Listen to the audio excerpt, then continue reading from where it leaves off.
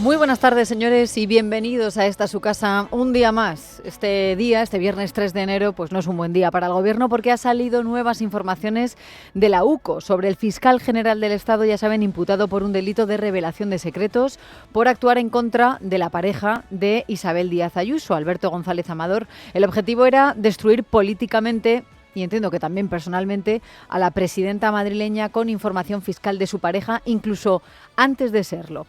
Bueno, la Guardia Civil determinó que después de investigar los móviles de Álvaro García Ortiz, del fiscal general del Estado, se podía decir que había 0 mensajes, que los borró en los días claves de marzo de la filtración. Los agentes buscan pruebas, como si han hallado en el terminal, por ejemplo, de otros investigados.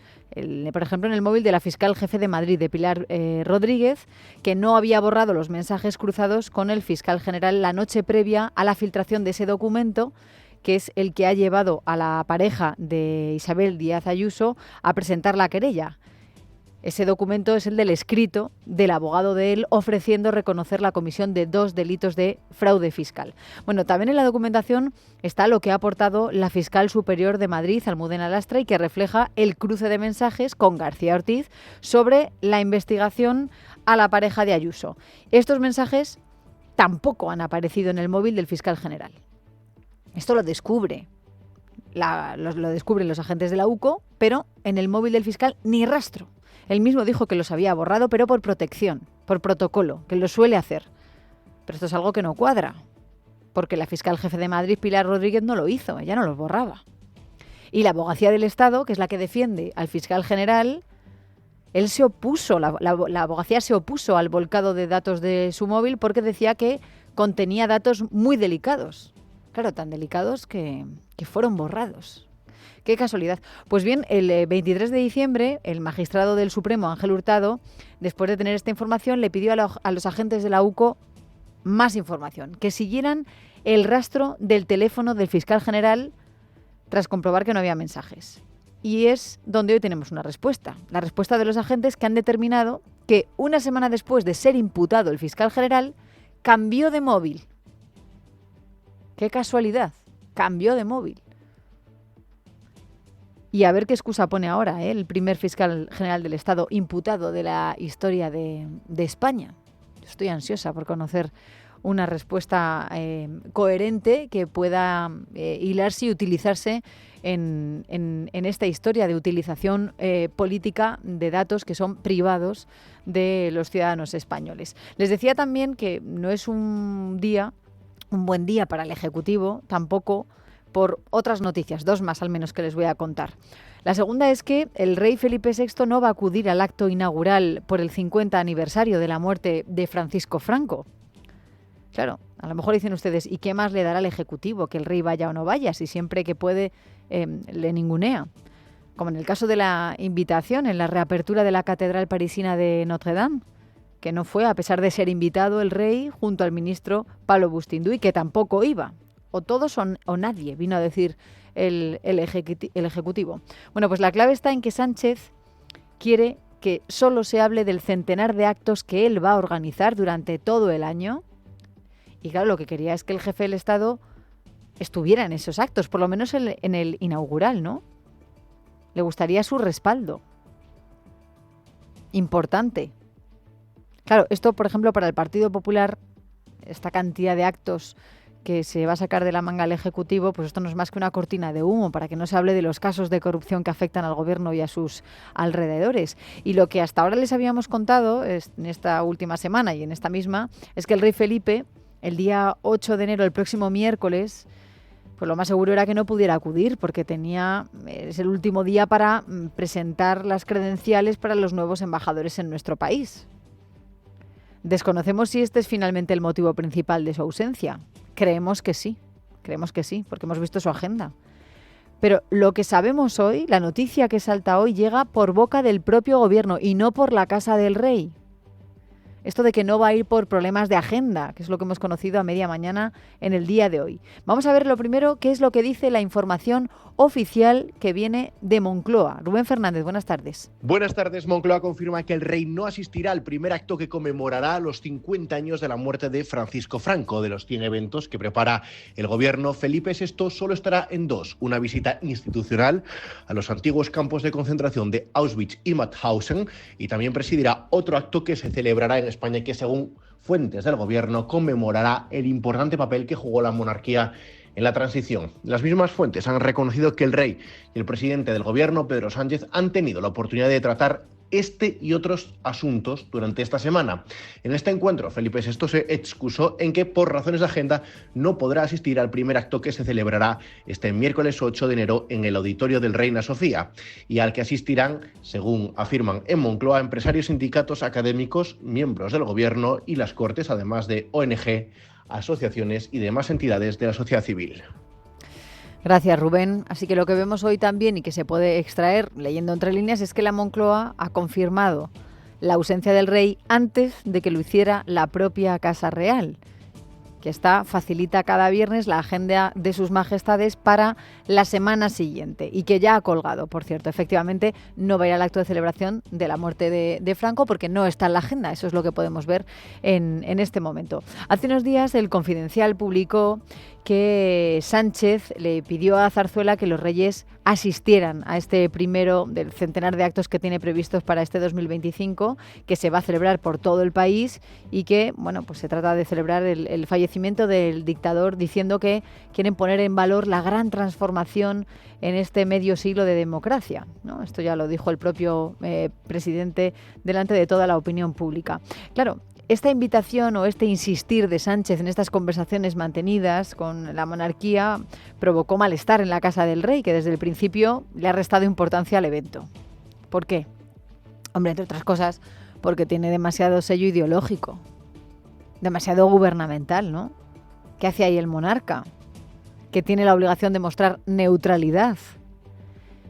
Así que, según podemos leer en algunos medios de comunicación hasta ahora, como el Confidencial, dicen, no, es que fuentes próximas a la zarzuela no ocultan cierto disgusto por el hecho de que el gobierno quería que estuviera allí el monarca, que, bueno, avalase con su presencia todos estos actos y que, sin embargo, se ven como una reincidencia, ¿no?, en un momento de la historia de nuestro país que ya ha sido superado por la mayoría de los españoles.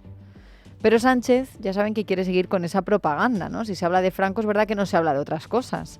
El pasado 10 de diciembre anunció a bombo y platillo esa intención de conmemoración con un sinfín de eventos que se van a organizar bajo un lema que es el de España en libertad y que se van a extender a lo largo de todo el 2025. En este juego es en el que querían que participara el rey, lo recordamos. Muchos españoles nacidos en esta década ya no tendrán abuelos y abuelas que recuerden el privilegio de vivir en democracia. Por todos ellos y todas ellas estamos llamados no solo a recordar, sino a preservar ese tesoro único llamado democracia, para que cuando falten los mayores, cuando ya nadie pueda contar aquella historia, pues no se pierda el caudal de memoria. El caudal de memoria. ¿De qué memoria, no?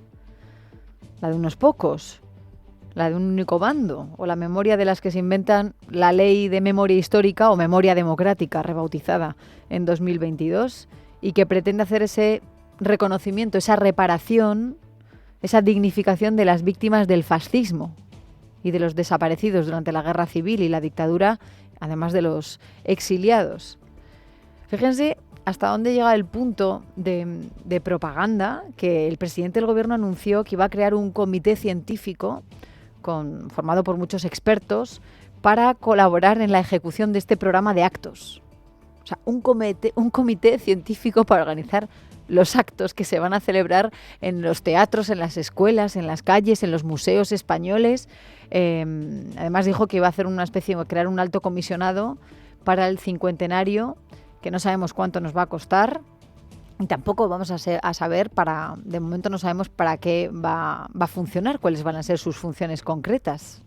Luego también habló de ilegalizar definitivamente la Fundación Francisco Franco, poner límites a las leyes de concordia, que es lo que han hecho algunas comunidades autónomas gobernadas por el Partido Popular bajo la presión de Vox. Esta es la segunda de las noticias que creo que tampoco le beneficia demasiado al Ejecutivo en el día de hoy. Tampoco es un buen día para el Gobierno, fíjense, porque hoy se ha creado se ha magnificado un fuego interno que ya existía, que no es nuevo, ¿no? Y que tiene que ver con la reducción de la jornada laboral de las 40 horas semanales que pone en el viejo Estatuto de los Trabajadores a las 37 horas y media que quiere Yolanda Díaz. Bueno, no solamente ella, ¿eh? Hasta ahora podíamos decir que el gobierno de coalición es lo que quería, porque eso es lo que firmaron PSOE y Sumar en el acuerdo de gobierno para rebajar el número de horas de trabajo de la gente y que afectaría solo a las que tienen convenio sin revisar. Porque recordemos que en muchos casos los españoles ya trabajan casi esas 37 horas y media. De hecho, la media de horas que se trabaja en nuestro país, ¿saben en cuánto están? No está en las 40 que pone el Estatuto de los Trabajadores, está en 38,2. Así que esa urgencia por modificar un texto que en la práctica apenas se aplica, básicamente es una medida de la que Díaz ha hecho gala ya como objetivo personal para este 2025. Bueno, el problema es que desde hace un año el Ministerio de Trabajo lo está negociando con todas las partes. Sindicatos, que obviamente les parece bien, aunque ellos van a pelear por llevarnos hasta las 32 horas semanales. Es el sueño de todo sindicalista, ¿no? Por ejemplo, podemos apretujar la jornada y todas las horas, incluso en 8 horas al día, para trabajar solo 4 días a la semana. Esto lo proponía Íñigo Errejón también, si lo recuerdan. Y también hablando con empresarios que denuncian intromisión gubernamental y subidas de sueldo encubierta, además de obligarles a incurrir en gastos adicionales. Pero esa negociación solamente ha dado sus frutos con UGT y comisiones obreras, que son los que han escenificado un acuerdo vacío, diría yo, porque ya sabíamos que estaban de acuerdo. Gobierno, por lo menos la parte de Sumar de Yolanda Díaz con los sindicatos. Lo que pasa es que una vez a finales de noviembre la COE, los empresarios dijeron que se acabaron esas falsas negociaciones, falsas porque a Díaz le daba igual las propuestas de los empresarios, la vicepresidenta y ministra de Trabajo necesitaba que pareciera que había avanzado en algo. Claro, no va a tirar a la basura un año de trabajos y de reuniones, ¿no? Y esto culminó con un documento firmado entre su ministerio y Pepe Álvarez y Unai Sordo, los secretarios generales de UGT y comisiones obreras, el pasado 20 de diciembre. Miren, lo único que hicieron fue decirnos que ya hemos cerrado el periodo de acuerdo con sindicatos. Así parece que hay consenso. Estamos de acuerdo, queremos que se baje la jornada laboral, ¿no? Semanal, sin merma de sueldo. Esto es importante. Claro, ahora lo que hay que hacer es 2 cosas muy importantes. Lo primero, aprobarlo en Consejo de Ministros. Y segundo, debatirlo en el Congreso de los Diputados para votarlo. Claro, pensábamos hasta ahora que el problema venía en la segunda parte, en la del Congreso. Junts, por ejemplo, no está muy por la labor. Pero es que ya en la primera pata ya hay problemas. En el Ejecutivo, en el propio Ejecutivo, en el seno del Gobierno, en el Consejo de Ministros. Hoy Yolanda Díaz ha arremetido contra un compañero suyo, contra el ministro de Economía, Carlos Cuerpo, en una entrevista en Radio Nacional. ¿Por qué? Pues porque este lleva semanas diciendo que hay que ayudar a las empresas. Lo dijo ayer mismo en Radio Nacional también, cuando dijo aquello de que la voluntad es llegar lo antes posible a las 37 horas y media semanales, pero claro, lanzó un mensaje de advertencia. Dijo que hay que ser conscientes de la dificultad que va a haber para llevar esto a la práctica. Y que luego hay 2 realidades que hay que tener en cuenta. Dijo, lo primero es la realidad parlamentaria, dijo Carlos Cuerpo, y la segunda es la realidad económica. Claro, ¿a qué se refería con la realidad económica? Se refería a la situación en la que se encuentran las empresas españolas. Dijo, tenemos que ayudarlas y tenemos que acompañarlas. ¿Qué van a hacer en una peluquería? Reduciendo, si su horario de apertura es el que es, si tienen que coger entre sus turnos de trabajadores y reducirles media hora diaria, en caso de que estén ahora mismo en las 40 horas semanales. Tendrán que contratar más gente. Esos son costes para las empresas. Por eso insiste el ministro Carlos Cuerpo en que hay que acompañarlas y ayudarlas. Y esto es lo que ha abierto la caja de los truenos de Yolanda Díaz. Lo que ha dicho ayer el ministro de Economía es que quiere cambiar el acuerdo con los sindicatos. Y esto es muy grave y no va a pasar, ya se lo digo yo. Yo sé muy bien que el Partido Socialista en este momento se opone a la reducción de la jornada. No lo puedo comprender. Estamos hablando de reducir la jornada laboral media hora al día. Es que es casi ser de mala persona. Ostras, es que le ha llamado mala persona. Bueno, le ha llamado casi mala persona. No sé qué es peor. A lo mejor es que luego ya se transforma en maléfico, ¿no? Maléfica a lo masculino, ¿no? Fíjense que durante media hora de entrevista en Radio Nacional, Yolanda Díaz está hablando de la reducción de la jornada laboral. Pero es que no ha parado de cargar constantemente contra Cuerpo, sus políticas, sus opiniones, contra todo. Claro, dice, esto es casi de mala persona. Pero sin acritud, sin acritud, ¿eh? Dice, además en la entrevista, no, si no hay tirantez, son desacuerdos manifiestos en el seno del gobierno, ha dicho. Pero esto no es la primera vez, ¿eh? Esto aquí hay que hacérselo mirar, porque esto al final puede acabar en un conflicto grande dentro del Ejecutivo, ¿eh? En una contradicción incluso interna, de tener unas buenas tragaderas para reunirte ahí en la mesa todos los martes con un compañero al que odias. Esto es una mala salud democrática, ¿eh? El 19 de diciembre en La Sexta también se enfadó la señora Díaz, lo recordamos. Yo pensé que una vez que se había marchado Nadia Calviño, las cosas iban a cambiar en el Gobierno de España. Y ya ven ustedes, tenemos personas diferentes en el Ministerio de Economía y los comportamientos son los mismos. Los mismos. ¿Recuerdan lo que pasó con Nadia Calviño, ¿no? Que está ahora en el Banco Europeo de Inversiones? Se llevaban regular, por no decir mal. Vamos, no se llevaban nada bien. Discrepaban absolutamente por todos los temas que quería llevar a la práctica Yolanda Díaz. La reforma laboral, tuvieron muchos problemas. La reforma del subsidio por desempleo, ocurrió lo mismo. El aumento del salario mínimo interprofesional, imagínense. Claro, es que Nadia Calviño es la que se tenía que reunir con esos empresarios. Imagínense el enfado de los empresarios cada vez que veían a la vicepresidenta primera, con políticas propuestas por la vicepresidenta tercera. Así que claro, lo que sabemos hasta el momento es que Cuerpo no ha respondido, ¿eh? Yo sinceramente no creo que lo vaya a hacer. Esto no va con su personalidad, el entrar en el cuerpo a cuerpo, ¿no? Valga la redundancia, con su apellido. Pero hoy, por ejemplo, sí que ha salido una voz importante, sí, dentro del gobierno a defenderle, a lo mamá pata. La ministra de Defensa, Margarita Robles, desde Toledo.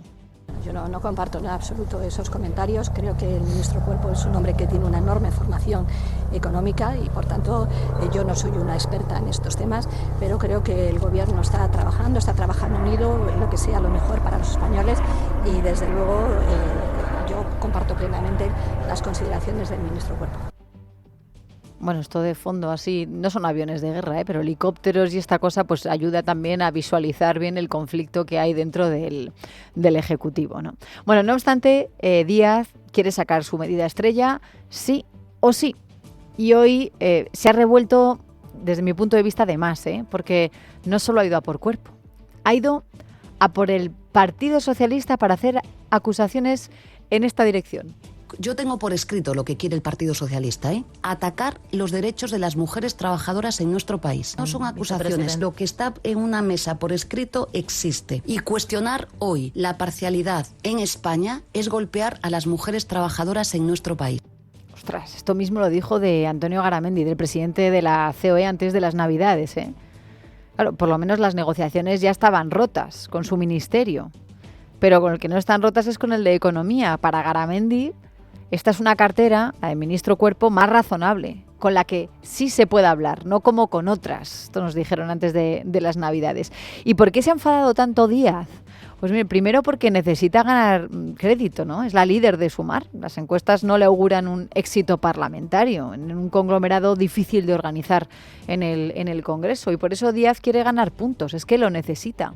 Lo necesita. Además es ese acuerdo del que les he hablado antes, firmado, de reforma entre PSOE y Sumar y que debe culminar en 2025. Pero los socialistas en privado dicen, bueno, lo de la fecha, esto ya es lo de menos. Lo fundamental es que cuente con el mayor consenso posible.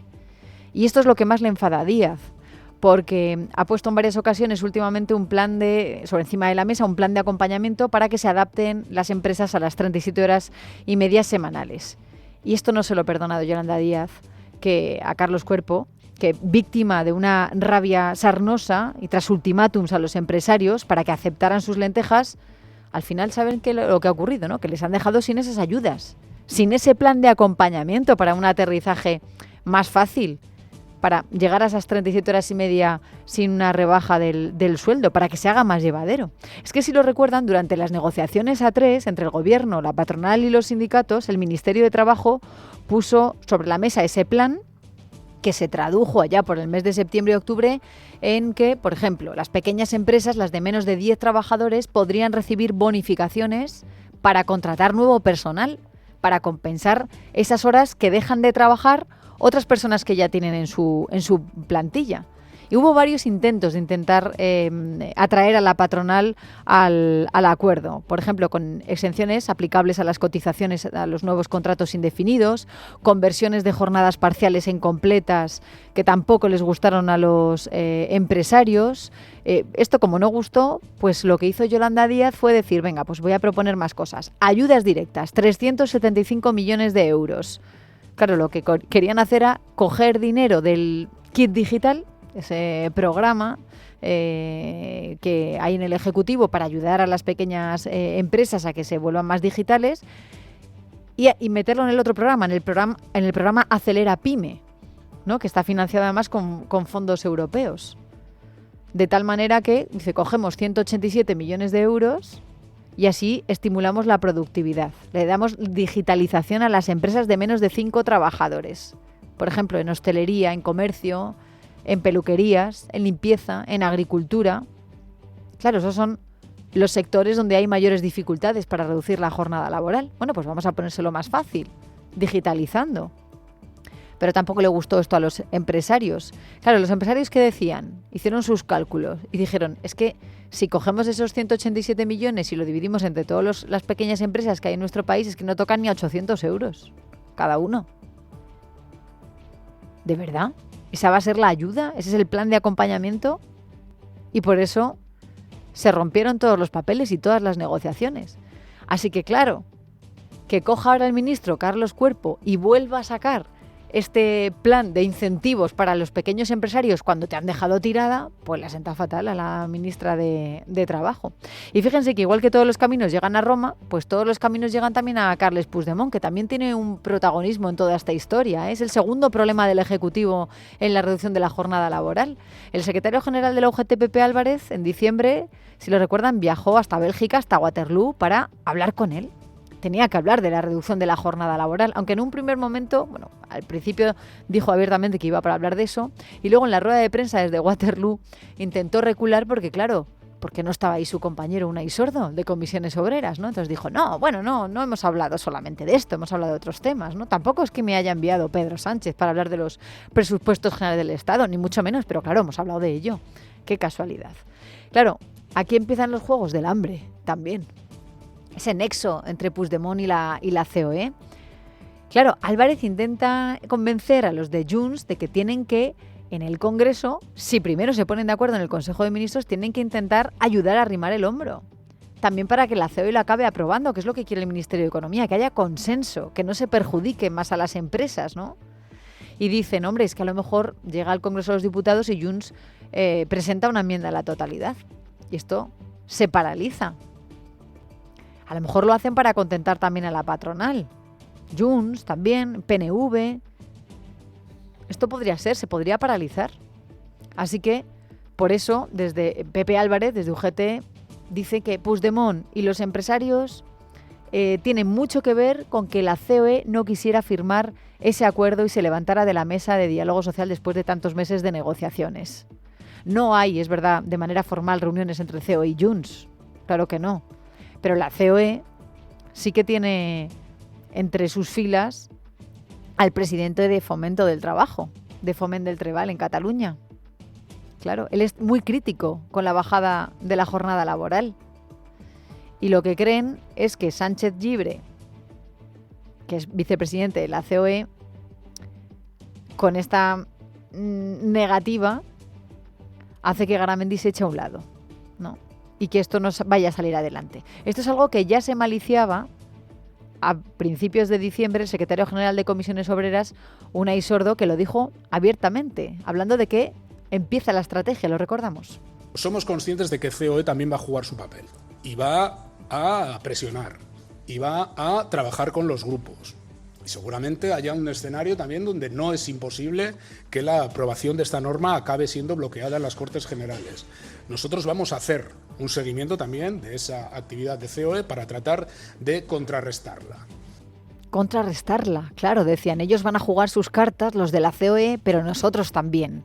Porque ¿en qué estaban los sindicatos? Una vez la COE salió de la mesa de diálogo social, en ir al Congreso de los Diputados y hablar con todas las formaciones políticas, excepto con una, ya saben que con Vox no se quieren reunir los sindicalistas, para hacerles cambiar de opinión, para saber qué es lo que opinan sobre la reducción de la jornada laboral. Y en esas estaban los sindicatos cuando pues insisten en que la COE va a querer jugar sus cartas. Hoy lo que leemos, por ejemplo, en periódicos como El Mundo, por fuentes de la patronal de la COE, es que estarían dispuestos ahora a sentarse a negociar de nuevo la reducción de la jornada laboral, pero con el Ministerio de Economía, como nos llevan diciendo hace más de un mes. No con el Ministerio de Trabajo, sino con el Ministerio de Economía. Y que puedan dar incluso su apoyo a la reducción de la jornada laboral siempre y cuando se modifique el planteamiento actual. Quieren que los plazos sean más flexibles y quieren que el paquete de ayudas, de acompañamiento, sea efectivo, que sea real y que compense el aumento de los costes, que estudien las necesidades de los diferentes sectores económicos. Así que fíjense cómo está ahora mismo el panorama dentro del propio Ejecutivo, donde hoy, insistimos, no es un buen día.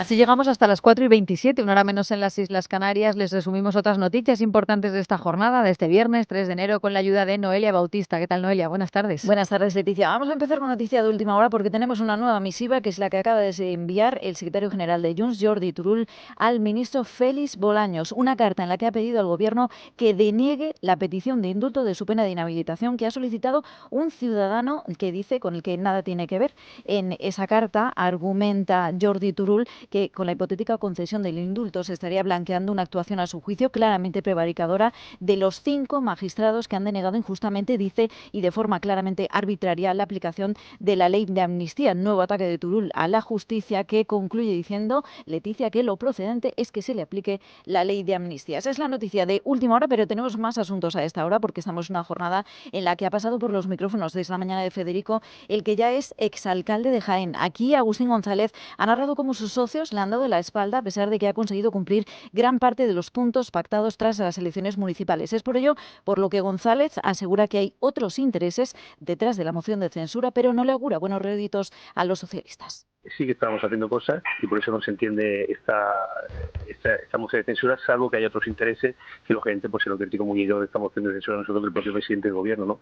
De hecho el PSOE ha calificado a la ciudad como un punto rojo necesario para iniciar la reconquista de Andalucía. Pero vamos, Jaén desde luego no va a ser la covadonga de Pedro Sánchez sino su tumba política. Moción de censura que ha criticado también la vicesecretaria de Organización del Partido Popular, Carmen Fúnez, que ha acusado a Pedro Sánchez de comprarse una alcaldía con el dinero de todos, porque va a ser ahora Hacienda, el Ministerio de María Jesús Montero, la que alivie la deuda del Ayuntamiento de Jaén, justo cuando Montero es la que suena para liderar a los socialistas andaluces. Y ayer vimos cómo con el dinero de todos los españoles se compraba la alcaldía de Jaén, rompiendo también un hecho esencial, y es que la deuda de Jaén, como la deuda del resto de ciudades, la debemos pagar todos los españoles, pero no en la compra de servicios y no en la compra de la alcaldía. No es la única polémica que salpica hoy al Ejecutivo, que ha admitido que la apertura de las aduanas de Ceuta y Melilla están cerca, aunque no ha querido dar más detalles después de que el presidente de Melilla, Juan José Imbroda, haya denunciado que Sánchez pretende ceder este control aduanero de su ciudad autónoma a Marruecos. Y al margen de todo esto, hoy ha mandado la economía en esta jornada porque este día hemos conocido los últimos datos de paro. Sepan que hemos cerrado 2024 con 500.000 de afiliados más y cerca de 147.000 parados, su menor nivel en 17 años. Sin embargo, como siempre, esto tiene cara B, porque en 2024, en términos de creación de empleo, ha sido el peor año, peor que 2023, y además la caída de paro de diciembre ha sido la peor de un mes de diciembre desde 2011, solo si salvamos el año de la pandemia. Pues aún así, el Gobierno ha tirado de optimismo. Joaquín Pérez Rey, secretario de Estado de Empleo. Yo creo que constituyen un broche a lo que ha sido 2024. Yo creo que 2024 ha sido un año Ha sido un año realmente de mucha incertidumbre económica y, sin embargo, el empleo por vez primera se ha comportado de manera muy positiva. Y bueno, esperemos que sea un camino, que sigamos caminando en este año 2025 que ahora estrenamos. Pues lejos de su punto de vista se sitúa el de los empresarios y especialmente el de los autónomos. Desde ATA, su presidente Lorenzo Amor destaca que los trabajadores por cuenta propia no han tenido un buen balance y no hay buenas previsiones, dice, tampoco para 2025. Esperamos para el año 2025 pues que los autónomos y las pequeñas empresas sigan destruyendo empleo. Seguimos teniendo muchas trabas, seguimos con nuevos trámites, nuevas cargas, nuevas zancadillas, y esto va a hacer que las pequeñas empresas y los autónomos desde luego van a tener muy difícil crear empleo. Esperamos unos 200.000 empleos para este año 2025 y en lo que se refiere a los autónomos, un crecimiento que sería prácticamente la mitad de autónomos de este año, entre 20 y 25.000. Y esto en el día en el que hemos conocido también que el turismo ha batido récord con 88,5 millones de extranjeros de visitantes que se han dejado el pasado año en nuestro país. Casi 118.700 millones de euros en gastos. Sobre la vivienda hemos tenido también reacción, en este caso de la Comunidad de Madrid, porque la consejera de Economía, Rocío Albert, ha responsabilizado a la Ley de Vivienda del Gobierno de Sánchez de la subida de precios del alquiler que se ha disparado. Lógicamente la incertidumbre económica y todas las políticas aplicadas en la Ley de Vivienda por el Gobierno Sánchez está produciendo estos resultados. Ya lo dijimos, que siempre que se restringe el mercado de alquiler y el mercado de vivienda, al final lo que ocurre es que se acaba reduciendo la oferta y los precios acaban subiendo. ¿Por qué en la Comunidad de Madrid puede ser más? Pues no nos olvidemos que es que la Comunidad de Madrid no deja de venir gente buscando una oportunidad. Protagonista también de la actualidad la inmigración, porque atendiendo a las últimas cifras del Ministerio de Interior hemos sabido que hemos cerrado 2024 como uno de los ejercicios en los que más personas han llegado de forma irregular a nuestro país. En total, 63.970 personas, lo que supone un aumento del 10,3% con respecto a 2023, cuando llegaron a España 55.600 inmigrantes ilegales. De este total, más de 61.320 personas han llegado por vía marítima, pero sepan que por vía terrestre la cifra también ha subido en el último año un 114,5%. Una travesía en la que además han fallecido más de 10.400 personas. Cifras que ha analizado en Televisión Española la ministra Elma Saiz, que ha defendido que parte de la solución para albergar a estas personas y aliviar la situación de colapso de Canarias pasa por la reforma de la Ley de Extranjería y en este sentido ha atacado al Partido Popular. La política migratoria del Gobierno de España es antagónica a otros modelos que hablan de apartheid, de negar rescates en el mar. Por eso me duele cuando escucho a algunos líderes del Partido Popular, ayer mismo el señor Semper, mostrando un total desconocimiento, diciendo que el Gobierno de España no tiene política migratoria. La solidaridad no es un eslogan vacío, que lo que tiene que hacer el Partido Popular es sentarse y avenirse a modificar en lo que tiene que ver con los menores no acompañados. Y al margen de todo esto, atención a las carreteras porque termina la operación especial de Navidad y estos días esperan 4 millones de desplazamientos. Navidades que vamos a cerrar con el colofón de la cabalgata de Reyes, así que ahora mismo todos los cabalgateros y cabalgateras de este país estamos mirando al cielo para que nos permita salir. Sepan que de momento en la central, en la de Madrid, no hay cambios, así que sus majestades desfilarán puntuales por la capital el día 5. Jesús Sánchez. La cabalgata podría estar pasada por agua, pero de momento el Ayuntamiento de Madrid mantiene su plan inicial. Inmaculada Sánchez, la vicealcaldesa. Con lo que tenemos en estos momentos, con la información que tenemos en estos momentos, la cabalgata se va a desarrollar en condiciones de normalidad. Eso sí, si se da previsión de lluvias, por lo que le pedimos a los madrileños que vayan preparados para esa lluvia que pueda llegar a caer, pero en estos momentos no tenemos previsto ningún tipo de modificación, insisto, con la predicción que tenemos en estos momentos. La comitiva estará formada por 1.500 personas y se prevé un reparto de más de 1 tonelada de caramelos. Y en cuanto al dispositivo de seguridad, como es habitual en estos casos, será conjunto entre Policía Nacional y Municipal. Solo la cabalgata central son más de 400 agentes de Policía Municipal los que estarán desplegados a lo largo de todo el recorrido, desde nuevos ministerios hasta Cibeles, que es todo el trayecto, y lo que hacemos es compartir el dispositivo con Policía Nacional. A un lado de la Castellana estará Policía Municipal, al otro Policía Nacional, y luego por supuesto también un importante número de efectivos de SAMUR Protección Civil, tanto participando en la cabalgata como también en las zonas aledañas, precisamente para que todo se desarrolle con normalidad. La cabalgata comenzará a las las 6 de la tarde nuevos ministerios y recorrerá Castellana, Colón y Recoletos hasta llegar a la plaza de Cibeles. Pues vamos a estar muy pendientes, Leticia. Lo que no hay cambio es una cosa que nos han comentado sus majestades, que ellos trabajarán esa noche y habrá regalos para todos, porque ahí sí que no hay cambios, llueva o no llueva. No pueden defraudar, es que es su trabajo y además estamos esperando que lleguen. Felices Reyes, Noelia, para ti y los tuyos. Gracias. En casa de Herrero, Es Radio.